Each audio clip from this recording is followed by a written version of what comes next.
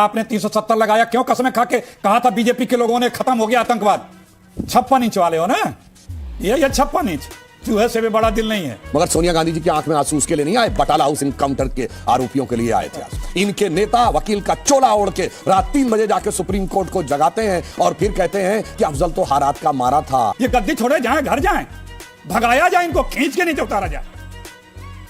बेशरम। ये शर्म तो इन्हें आनी चाहिए। अनाप शनाप शब्दों का प्रयोग करते हैं, झूठे शर्म, अब झूठा शर्म दोनों बताता हूं। वो आपकी सरकार में औकात नहीं थी 1988 से 98 तक कि 15 अगस्त 26 जनवरी को भी श्रीनगर के लाल चौक पे झंडा फहरा दे। ये क्या चल रहा है शमशेर सिंह जी? देखते जाओ।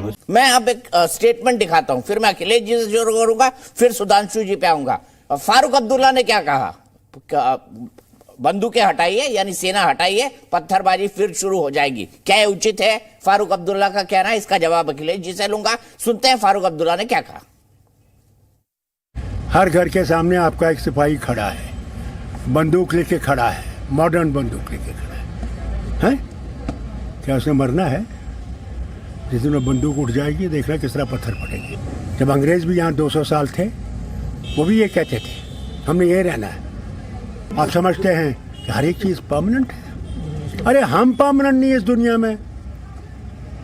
कौन ये कहते हैं परमानेंट है? इंडिया एयरलाइंस के सहयोगी दल है फारूक अब्दुल्ला, कह रहे बंदूक हटेगी पत्थर पड़ेंगे। मतलब अलगाववाद का इससे खुला समर्थन शायद ही कोई कर पाए। अखिलेश प्रताप सिंह जी आपके सहयोगी हैं, कल और परसों की मीटिंग में वो शामिल थे। आप लोग आधा तिया दिखा करके बातें करते हैं। वहां पॉलिटिकल प्रोसेस शुरू करेंगे, लोगों को इन्वॉल्वमेंट होगा, तभी तो आएगा। आपने 370 लगाया क्यों? कसमें खा के कहा था बीजेपी के लोगों ने खत्म हो गया आतंकवाद। कौन सजा भोगेगा इसकी? कौन इस्तीफा देगा? पहले इस्तीफा दें नैतिक रूप से, अगर जरा सा भी नैतिकता हो। जिन लोगों ने कहा था कि हमने नोटबंदी करके 370 हटा के आतंकवाद की कमर तोड़ दी, खत्म कर दी, पहले आप उनसे इस्तीफा मांगने का साहस रखते हैं? दीपक जी मांग लेता हूं, अभी यही तो दावा हुआ था। यही तो देश को बताया गया था। नहीं, यही तो देश से वादा नहीं, मैं ये कह रहा हूं, यही तो देश को कहा गया था ना, यही तो वादा किया गया था, यही तो गारंटी दी गई थी। आप जवाब क्यों नहीं देते? पार्लियामेंट में इतना बड़ा कांड हो गया, भागे क्यों? 56 इंच वाले हो ना, ये 56 इंच चूहे से भी बड़ा दिल नहीं है। विश्व गुरु बनते हो ना, इसी को बोलते हैं गाल बजाना। नोटबंदी में कमर टूट गई थी ना आतंकवाद की, 370 में टूट गए, खत्म हो गया था ना आतंकवाद। शर्म नहीं आती है इस तरह से उदाहरण देते हुए? और आज 2 साल में हमारे 34 जवान शहीद हो चुके हैं। जिन इलाकों में आतंकवाद, कश्मीर में तो वहां आतंकवाद पहुंच चुका है। 40% आतंकी होम ग्रोन है, मेक इन इंडिया है, आपकी कृपा से। बातें करोगे? सुधांशु जी बताइए। देखिए, मैं अखिलेश जी, नाटकीय ढंग से अभद्र भाषा प्रयोग करने से यथार्थ नहीं बदल जाता। इस देश पे संसद पे हमला हुआ था और अफजल गुरु की क्लीमेंसी 7 साल लटकी रही, और जिन्होंने अपने प्राण बलिदान किए उनके परिवार वालों ने मेडल लौटा दिए। मगर सोनिया गांधी जी की आंख में आंसू उसके लिए नहीं आए, बटाला हाउस इनकाउंटर के आरोपियों के लिए आए थे आंसू। इसलिए यह मत बताइए कि किसकी सहानुभूति थी। और मैं याद दिला दूं, फैक्ट बोल रहा हूं, दर्शक कोई जाके चेक कर ले। इस देश में एक प्रदेश की विधानसभा ने आतंकवादी के पक्ष में प्रस्ताव पारित किया। मार्च 2006 केरल की विधानसभा, अब्दुल नसीर मदनी कोयंबटूर बम धमाके का मुख्य आरोपी, और उसके लिए 117 के 117 विधायक, सारे कांग्रेसी, सारे कम्युनिस्ट, सर्वसम्मत प्रस्ताव पारित करते हैं कि तमिलनाडु के जेल में बंद आतंकवाद के आरोपी को छोड़ देना चाहिए।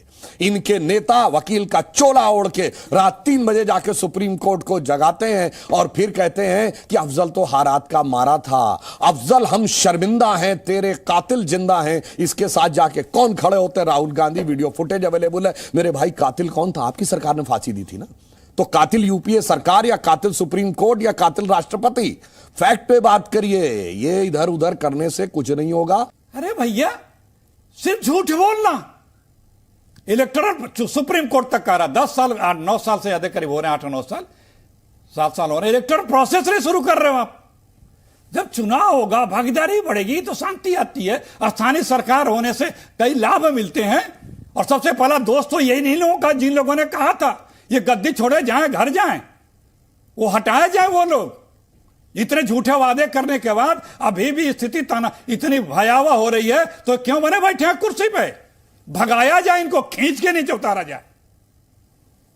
बेशरम जरा सी शर्म नहीं आती? इतने बड़े दावे करने के बाद भी आप उस पदों पे बैठे हुए हैं जो सिर्फ खोखले दावे आपके साबित हुए। आप में न क्षमता है, न नेतृत्व है, न आप में सूझ है, न बूझ है, न पकड़ है, न दूरदृष्टि है। तो ऐसे लोग जब रहेंगे तो चीजें नहीं नियंत्रित होगी दीपक जी।